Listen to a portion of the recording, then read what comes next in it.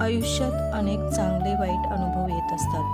मात्र चांगल्या अनुभवांपेक्षा वाईट अनुभव आपल्याला बरेच काही देऊन जातात. जर तुम्हाला वाटत असेल की माझ्या आयुष्यात पावलोपावली संघर्ष आहे, याचा अर्थ तुम्ही तुमच्या आयुष्याच्या मजबूत जडणघडणीच्या कामात आहात. आयुष्यात येणाऱ्या प्रत्येक वाईट अनुभवांचे स्वागत करा, कारण तो वाईट अनुभवच तुमचं आयुष्य मजबूत बनवत असतो, तुम्हाला कणखर बनवत असतो.